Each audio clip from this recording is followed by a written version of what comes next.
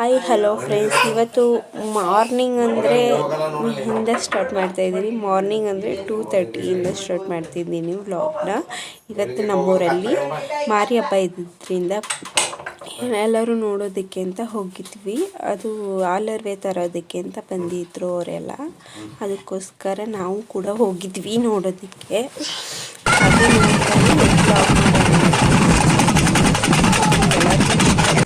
ನಮ್ಮವರು ಮಾರಿ ಹಬ್ಬದ ವಿಡಿಯೋ ಇದು. ತುಂಬ ಚೆನ್ನಾಗಿರುತ್ತೆ. ಇದಕ್ಕೇನು ವಾಯ್ಸ್ ಓವರ್ ಬೇಕಾಗಿಲ್ಲ, ಯಾಕಂದರೆ ತಮಟೆ ಸದ್ದೆ ಅಷ್ಟು ಜೋರಾಗಿದೆ. ವಾಯ್ಸ್ ಓವರ್ ಏನು ಕೊಡೋ ಹಾಗಿಲ್ಲ ನನಗಿದೆ. ತುಂಬ ಲೇಟಾಯಿತು. ಅಲ್ಲಿ ದೇವಸ್ಥಾನದ ಹತ್ರ ನಮ್ಮೂರಲ್ಲಿ ಜಾಸ್ತಿ ಕುಣಿಯೋದು. ಅಲ್ಲಿಗೆ ಹೋಗೋಣ ಅಂತ ಅಂತಿದ್ದ ನನ್ನ ಮಗ. ಅದಕ್ಕೆ ಅಲ್ಲಿಗೆ ಕರ್ಕೊಂಡು ಹೋಗೋಣ ಅಂತ ಕರ್ಕೋಗ್ತಾ ಇದ್ದೀನಿ. ಇವಾಗ ಇಲ್ಲಿಂದ ಹೋಗ್ತಾ ಇದ್ದಾರೆ ಎಲ್ಲ ದೇವರು.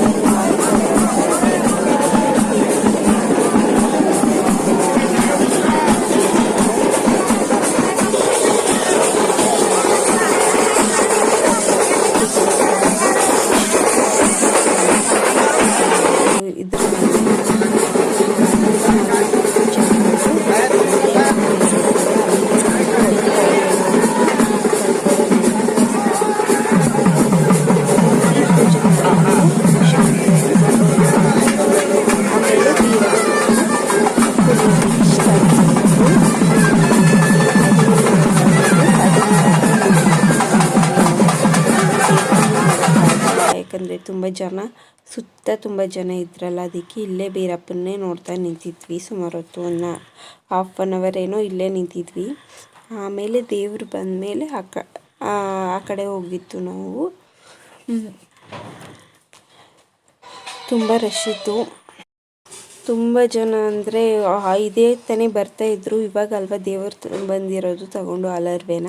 ಚಿಕ್ಕ ಮಕ್ಕಳೆಲ್ಲ ಇದ್ರೂ, ತುಂಬ ಚಿಕ್ಕ ಮಕ್ಕಳು ಇದ್ದರು. ಎಲ್ಲರೂ ಅಲರ್ವೆ ತರೋದಕ್ಕೆ ಅಂತ ರೆಡಿಯಾಗಿ ಹೋಗಿದ್ರು.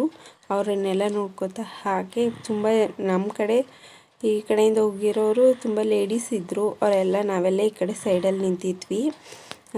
ದೇವ್ರು ತೊಗೊಂಡು ಬರೋದಕ್ಕೆ ದೇವ್ರನ್ನ ಕರೀತಾ ಇದ್ದರು. ಇನ್ನೂ ಬಂದಿರಲಿಲ್ಲ.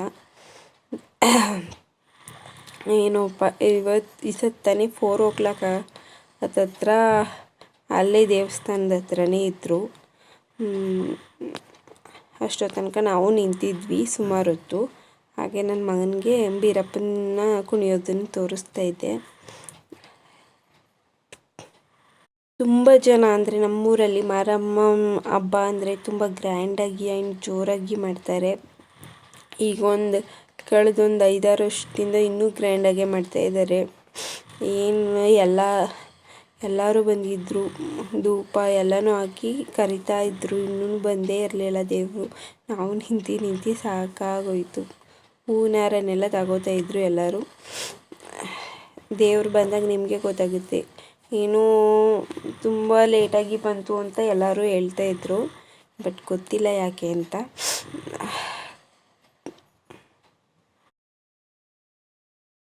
ಹಾಗೆ ಪಟಾಕಿ ತುಂಬ ಹೊಡಿತಾ ಇದ್ದರು. ಹಾಗೆ ನನ್ನ ಮಗನಿಗೆ ತೋರಿಸ್ತಾ ಇದ್ದೆ ಪಟಾಕಿ ಹೊಡೆಯೋದನ್ನೆಲ್ಲ.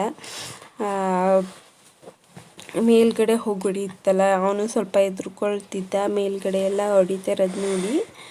ಅಂದರೆ ಭಯ ಅಲ್ವಾ, ಡಮ್ ಅಂತ ಒಂದೇ ಸರಿ 7-8 ಸಿಡಿತಾವಲ್ಲ, ಅದರಿಂದ ಸ್ವಲ್ಪ ಭಯ ಆಗುತ್ತಲ್ಲ, ಅದಕ್ಕೆ ಅವನು ಹೆದರ್ಕೊಳ್ತಿದ್ದ. ಹಾಗೆ ನಾನು ಅವನು ಇಬ್ಬರು ನೋಡ್ತಾ ನಿಂತಿದ್ವಿ ಪಟಾಕಿ ಹೊಡೆಯೋದನ್ನೆಲ್ಲ. ತುಂಬಾ ಹೊಡೆದ್ರು ಮೇಲ್ಗಡೆ ಹೊಡೆಯೋದನ್ನು.